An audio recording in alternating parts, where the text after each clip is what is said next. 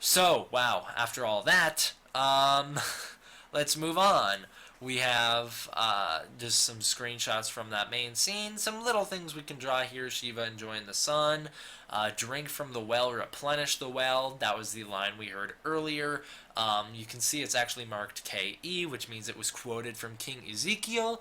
And I find this really interesting because this is written in church font. This is written in the way people write text from the Bible. So I'm finding more religious comparisons as people viewing Ezekiel as not only a king but a godlike figure, almost the same way as people view Negan as a godlike figure, but that's for a totally different reason.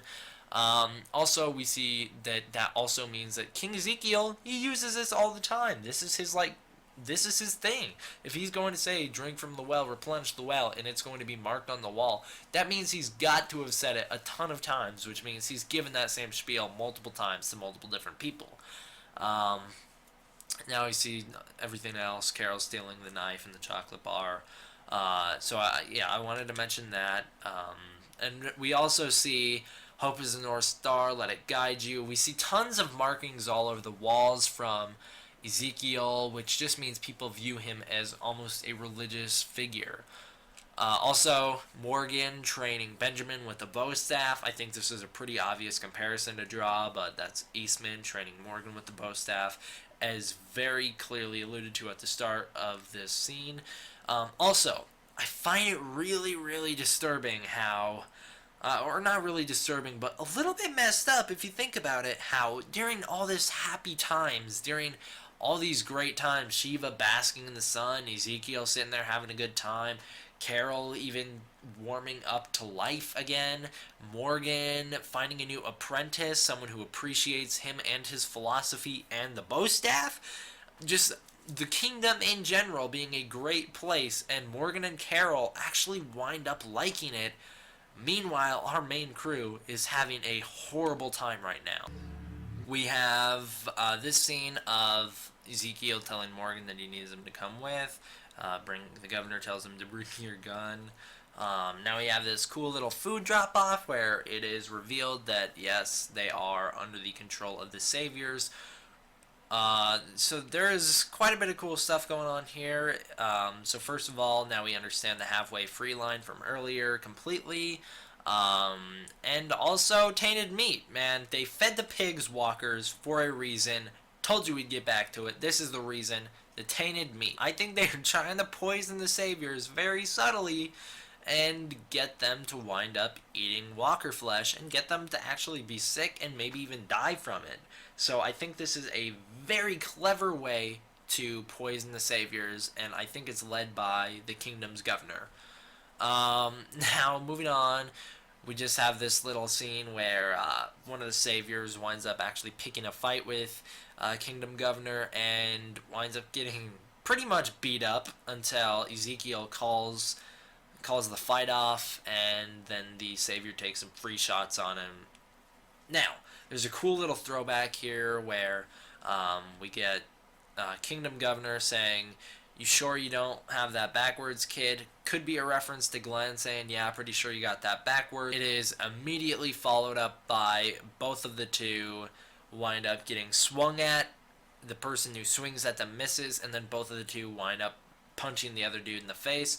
In one case, Glenn punches Aiden in the face after Aiden tries to punch him. In the other case, Savior tries to punch Governor in the face, and Governor punches him in the face. Now we just have this really, really weird thing going on here where we have Benjamin telling Morgan about how his father died. And the reason I said it's weird is because I think Ezekiel has not been completely truthful with him. Now he says 8 men were sent to this building, or a whole bunch of men were sent to this building. 8 didn't make it out. My father was one of them. Then he says Ezekiel has been a lot more careful now. He immediately follows this up by talking about the saviors. I think that he knows somehow, some way the two are connected, but I don't think he understands that his dad was killed by Negan, because in this scene he talks about how his dad was killed by walkers. I think he calls them. He doesn't call them roamers. I'm not quite. I don't know what he calls them, but he basically says that yeah, there were too many dead, and my dad got killed. So I don't think Ezekiel's been truthful with him. I think he may think. I think Benjamin may think, yeah, the Saviors were involved. Maybe it was a Savior drop off. Maybe it was a plan to fight the Saviors, and they wound up dying on the way. Who knows what he thinks? But I think what actually happened is Negan killed a ton of these people, and here's why. So remember the Polaroid wall. We see 20 deaths on the wall, yet we know from the comics there are only 3 communities who band together to fight in all-out war. There is the Kingdom, the Hilltop, and Alexandria, and they are all fighting the Sanctuary. Yet there are 20 deaths on this wall, and Negan says he kills 1 person per group. Now, we also know, alright, so we also know that there have been other groups that have been under Negan's control and have actually wound up fighting him and losing, such as the group from the library from season 6 finale, which means not all of these deaths are deaths from the places we know of, but I think 8 of them might be. So what I think happened, maybe I'm completely wrong, maybe I'm slightly right, maybe I'm completely right. What I think happened is Negan and the Kingdom got into a huge fight before the Kingdom joined Negan, joined under the Sanctuary's control. So unlike with Rick, where Rick killed like 60 people of Negan, something crazy like that, killed a bunch of Negan's people.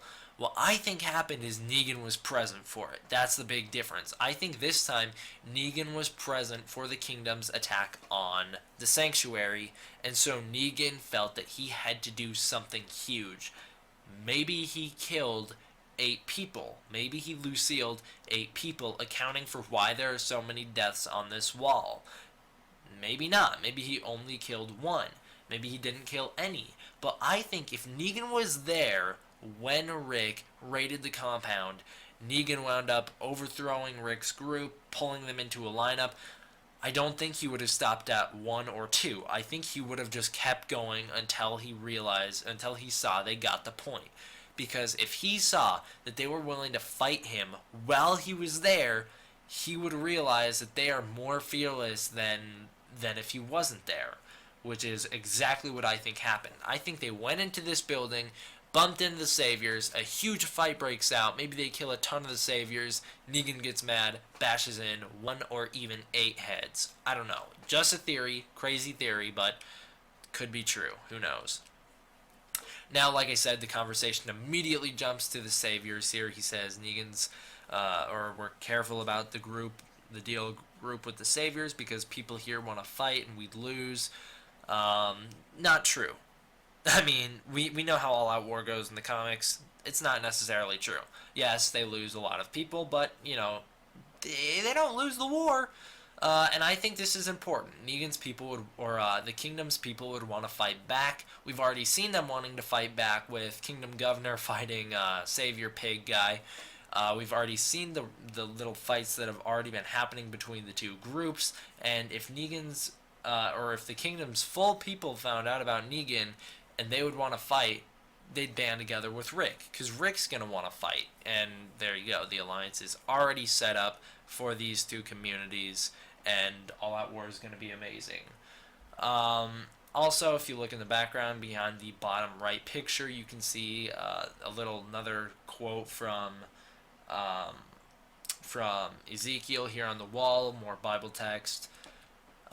So moving on, I think, like I said, this was set up for the March to War volume, which should be happening in the second half of this season or next season, depending on how far it gets pushed back. Now, pretty much getting to the biggest portion of the episode here. I know it's a really long breakdown, but it's a very dense episode. Ezekiel and Carol finally confront each other about one another, pretty much. Ezekiel catches Carol sneaking out of the Kingdom and confronts her about her BS.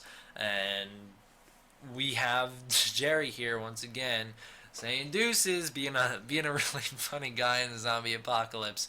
Notice the peace sign he holds up. I think this is a reference to Abraham, so just want to get that out of the way. Then we have this really offbeat opening up in the episode, because the whole time Ezekiel's been this eccentric character. Now he's leveling with Carol. Now he is cutting the act, talking to Carol straight up, which forces the real Carol to talk to him. And I think that's a really cool way. It's both of these two people taking off their masks and talking to one another, and they find out a lot about each other, and this is a really cool thing. So, also, once again here, maybe the contradiction is the point. Like I said earlier, he loves contradiction because that is what his community is built off of. The outside world sucks. His world is awesome. He loves the contradiction. He embraces the contradiction. He even tells Carol later on, embrace the contradiction. Now he just talks about his past. He was a zookeeper. That's how he has Shiva. He saved her. This is the same origin story from the comic. I know it's kind of weird calling it an origin story even though it's just a man, but it's an origin story.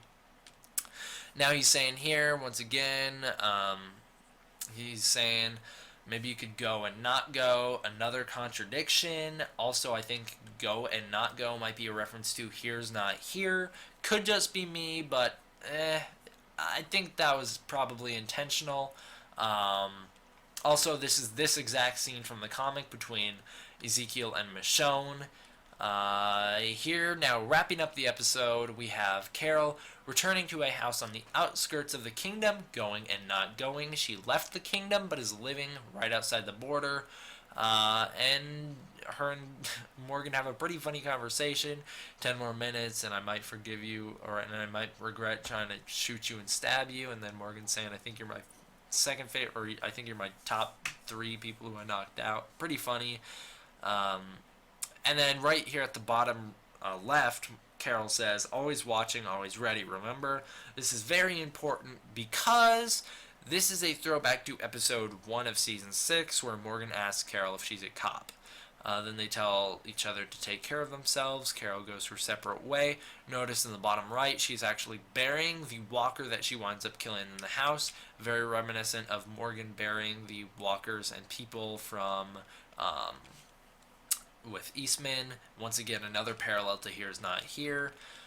Final scene of the episode here. Carol hears a knock on the door. She's startled. Shiva shows up with Ezekiel.